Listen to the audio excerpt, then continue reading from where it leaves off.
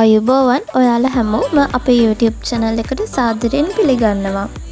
මේ වීඩියෝ එක මැණික් මිලදී ගන්න, මැණික් විකුණන, අධ්‍යාපනය ලබන අයට, ඒ වගේම මැණික් සඳහා කැමති ඕනෑම කෙනෙක්ට වගේම ව්‍යාපාරයක් අලුතෙන් ආරම්භ කරන අයට වැදගත් වෙනවා. ප්‍රධාන වශයෙන් මේ තියෙන සියලුම මැණික් අපි වර්ග 4කට වෙන් කරනවා. පළවෙනි වර්ගය වටිනා, එහෙම නැත්නම් precious. දෙවන වර්ගය අර්ධ වටිනා, semi precious. තුන්වන වර්ගය දුර්ලභ, එහෙම නැත්නම් rare. හතරවන වර්ගය වෙන්නේ ඉතා දුර්ලභ, extremely rare. මේ සියලුම මැණික් වර්ග නැවතත් gem families, එහෙම නැත්නම් මැණික් කුල විදිහට වෙන් වෙනවා. පළවෙනි කුලය කුරුවින්ද, කොරන්ටම් කියලා ඉංග්‍රීසියෙන් හඳුන්වනවා. මේකට රූබි සහ සෆායා අයිති වෙනවා.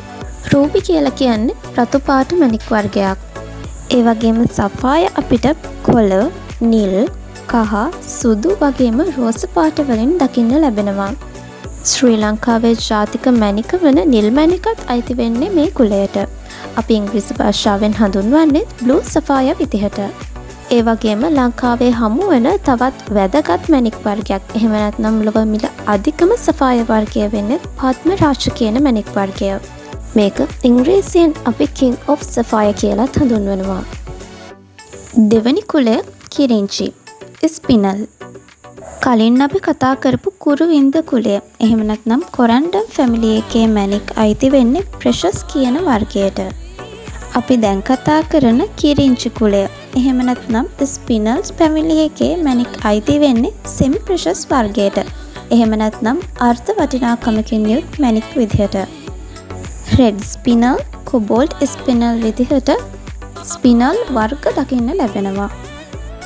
තුන්වෙනි කුලය කනක, ඉංග්‍රීසියෙන් chrysoberyl family. මේ මැණික් වර්ගයේ අපිට color changing effect එකක් දකින්න ලැබෙනවා. එහෙම නැත්නම් වර්ණ වෙනස් වීමේ ක්‍රියාවලියක්. මේකට පසින්ගල්, ඇලෙක්සැන්ඩ්‍රියල්, නෝමල් chrysoberyl, කනක වෛරෝඩි, එහෙමත් නැත්නම් chrysoberyl catais අයත් වෙනවා. catais කියන මැණික් වර්ගයේ අපිට හරියටම පූසෙක්ගේ ඇහැ වගේ ඉරක් දකින්න ලැබෙනවා. මේක මැණික් ගල ඇතුලේ තියෙන ඇත්තම දෙයක් නෙමෙයි. මේක එක්තරා ඉෆෙක්ට් එකක් විතරයි. ස්ටාර් අර්නෝල් කියන මැණික් වර්ගයේත් මේ විදිහේ ඉෆෙක්ට් එකක් දකින්න ලැබෙනවා. හතරවෙනි කුලය තෝරමල්ලි, ටර්මලින් ෆැමිලි. මේ මැණික් වර්ගය කොළ, දුඹුරු, රතු වර්ණයන්ගෙන් දකින්න ලැබෙනවා. ඒ වගේම එකම මැණික් ගලේ වර්ණ දෙකක්, එහෙම නැත්නම් වර්ණ තුනක් දකින්න ලැබෙනවා. මේ විදිහට වර්ණ දෙකක් දකින්න ලැබෙන එකට අපි බයි කලර් කියලත්, වර්ණ තුනක් දකින්න ලැබෙන එකට ට්‍රයි කලර් විදිහටත් හඳුන්වනවා. මේ ඔයාලට දකින්න ලැබෙන්නේ ට්‍රයි කලර් එකක්. පස්වෙනි කුලය ජාගුන්, ඉංග්‍රීසියෙන් සර්කෝන් ෆැමිලි. හයවෙනි කුලය පලිඟු, ඉංග්‍රීසියෙන් ක්වාර්ට්ස් ෆැමිලි. සමහර වෙලාවල් වලට ඔයාලා ක්‍රිස්ටල් කියලත් අහලා තියෙනවා ඇති. ඉතින් මේ වචනය නම් හරි වචනයක් නෙමෙයි. ඒ වුණාට පොදුවේ ක්‍රිස්ටල් කියන නමිනුත් හඳුන්වන්නේ පලිඟු, එහෙම නැත්නම් ක්වාර්ට්ස්. සුදු, රෝස, දම්, ඒ වගේම කහ වර්ණයන්ගෙන් දකින්න ලැබෙනවා. රෝස පාටින් අපිට රෝස තිරුවාන විදිහට දකින්න ලැබෙනවා. මේක සෙව්වන්ද කියන මැණික් වර්ගයේ විදිහට හඳුන්වනවා. දම් පාටින් ඇමතිස් කියන නමින් හඳුන්වනවා. කහ පාට සිට්‍රීන් මැණික් වර්ගයේ විදිහට හඳුන්වනවා. හත්වෙනි කුලය පඩියන්, ටෝපෑස් ෆැමිලි. අටවෙනි කුලය ෆෙල්ඩ්ස්පා, චන්ද්‍රකාන්ති, එහෙමත් නැත්නම් මූන්ස්ටෝන් අයත් වෙන්නේ මේ කුලයට. නවවෙනි කුලය තරිප්පු, ඉංග්‍රීසියෙන් බෙරිල් ෆැමිලි.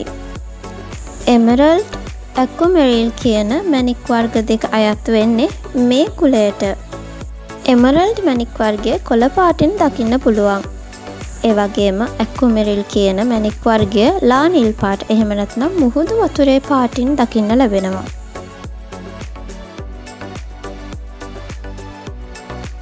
දහවන කුලය වෙන්නේ රබහ, ගානට් ෆැමිලි. මේකට ගෝමේද, ඒ වගේම මල් රබහ වගේ වර්ග අයිති වෙනවා. මේ කතා කරපු කුලවලට අයත් නොවන මැණික් වර්ගات තියෙනවා. අපි ඉදිරියේදී වීඩියෝ වලදී ඒ ගැනත් කතා කරමු. ඩයමන්ඩ්, ජේඩ්, ඕපල් මේ වගේ කිහිපයක්. මේ විදිහට ස්වාභාවිකව හමු වෙන මැණික් වර්ගවලට අමතරව මිනිසා විසින් නිර්මාණය කරන මැණික් වර්ගات තියෙනවා. මේ විදිහට මිනිසා විසින් නිර්මාණය කරන මැණික් වර්ග සමහර වෙලාවට අපිට ස්වාභාවිකව හමු වන මැණික් වර්ගවලට 100%ක්ම සමාන වෙනවා. අපි දැන් ඒ ගැන බලමු. man made එහෙම නැත්නම් මිනිසා විසින් නිර්මාණය කරන මැණික් වර්ගවල පළවෙනි එක අපි හඳුන්වනවා synthetic කියලා. දෙවෙනි එක simulation එහෙම නැත්නම් ආදේශක. තුන්වෙනි එක artificial කෘත්‍රිම. මේ සියලුම මැණික් වර්ග අපි සාමාන්‍යයෙන් පරීක්ෂා කරලා බලන්නේ ටෝච් එකකින් සහ බර කිරණ තරාදියකින්. සාමාන්‍ය වෙළඳපොළේදී අපි මේ උපකරණ පාවිච්චි කරාට ඇත්තටම මැණික් ගැන හරියට අධ්‍යයනය කරනවා නම් මීට වැඩිය වෙනස් ඊටම සියුම් උපකරණ පාවිච්චි කරන්න වෙනවා. අපි අද වීඩියෝ එකෙන් මේ මූලික උපකරණ ගැන කතා කරමු. පළවෙනි එක තමයි තරාදිය. අපි මැණික් වල බර කිරන්නේ කැරට් කියන ඒකකයෙන්. මිලිග්‍රෑම් 200ක් කැරට් එකයි. මැණික් වල බරෙන් අපිට මැණික් වර්ගය වගේම මිනිසා විසින් නිර්මාණය කළ මැණික් පිළිබඳවත් දල අවබෝධයක් ලබා ගන්න පුළුවන්. ඊළඟ උපකරණය වෙන්නේ ටෝච් එක. සාමාන්‍යයෙන් අපි ටෝච් දෙකක් පිළිබඳව කතා කරනවා. මේ තියෙන්නේ රත්නපුරේ ටෝච් එක. මේකේ තියෙන්නේ එක පාටයි. ඒ කියන්නේ ටෝච් එකෙන් එන්නේ කහ පාට එළියක් විතරයි. මේ තියෙන්නේ අනිත් ටෝච් එක. මේකෙන් පාට 3ක එළිය ලබා ගන්න පුළුවන්. ඒ සුදු ලයිට් එක, කහ ලයිට් එක සහ නිල් හෝ දම් පහයට හුරු ලයිට් එකක්. මුලින්ම අපි සුදු පාට ලයිට් එක ගැන කතා කරමු. මේකෙන් අපි බලන්නේ මැණික් ගලේ හරි පාට. සාමාන්‍යයෙන් ටෝච් එක ටිකක් උඩට කරලා ඈත් කරලා තමයි මේ ටෝච් එක මැණික් ගලට අල්ලන්නේ. ඊළඟට කහ පාට ලයිට් එක. මේක සාමාන්‍යයෙන් පාවිච්චි කරන්නේ මැණික් ගලේ තියෙන පළුදු ගැන බලන්න. මේ ලයිට් එක අල්ලන්නේ මැණික් ගලට ආසන්නව පැත්තෙන් පහළට වෙන්න. ඊළඟට නිල් පාට ලයිට් එක. මේක UV ලයිට් එක. එහෙම නැත්නම් අල්ට්‍රා වයලට්. අපි පාර චම්බුල කිරණ විදියට හඳුන්වන කිරණයක් විහිදෙන ලයිට් එකක්. මේ ලයිට් එක ඇල්ලුවහම සාමාන්‍යයෙන් ප්‍රෙෂස් ස්ටෝන්ස් වලින් රතු පාට හුරු අමුතු දීප්තියක් දකින්න ලැබෙනවා. ප්‍රෙෂස් ස්ටෝන් එහෙම නැත්නම් වටිනා මැණික් වලට අමතරව තවත් සමහර සෙමි ප්‍රෙෂස් අර්ධ වටිනාකමින් යුත් මැණික් වර්ගවලත් මේ ලක්ෂණය දකින්න ලැබෙනවා. කිරින්චි එහෙම නැත්නම් ස්පිනල් කියන වර්ගයේ මැණික් වල මේ ලක්ෂණය දකින්න පුළුවන්. මේ මැණික් වර්ගවල වටිනාකම එහෙම නැත්නම් වැලියු එක වැඩි කරන්න විවිධ ක්‍රම භාවිතා කරනවා. අපි සාමාන්‍යයෙන් වැලියු ඇඩිෂන් මෙතඩ් කියලා මේවා හඳුන්වනවා. පළවෙනි එක තමයි එක්ස්රේ හෝ ගැමා රේ අල්ලන එක. මේක හරි විදිහට කළොත් දීර්ඝ කාලීනව මේ වැලියු එක පවත්වාගෙන යන්න පුළුවන්. දෙවෙනි ක්‍රමය තමයි අවුවේ තියෙන එක. මේක හරිම తాවකාලික ක්‍රමයක්. ඉතින් ඒ මොහොතේ විතරයි ඒ වැලියු එක රඳා පවතින්නේ. මට වීඩියෝ එකේ මුලදිම විස්තර කරන්න බැරි වුණ කොටසක් මම දැන් කියන්නම්. ඒ තමයි මැණික් වල ලක්ෂණ. මැණික් වල ලක්ෂණ 3ක් දකින්න ලැබෙනවා. පළවෙනි එක අලංකාරය. එහෙම නැත්නම් බියුටි එක. දෙවෙනි එක රෙයා. එහෙම නැත්නම් දුර්ලභ කියන එක.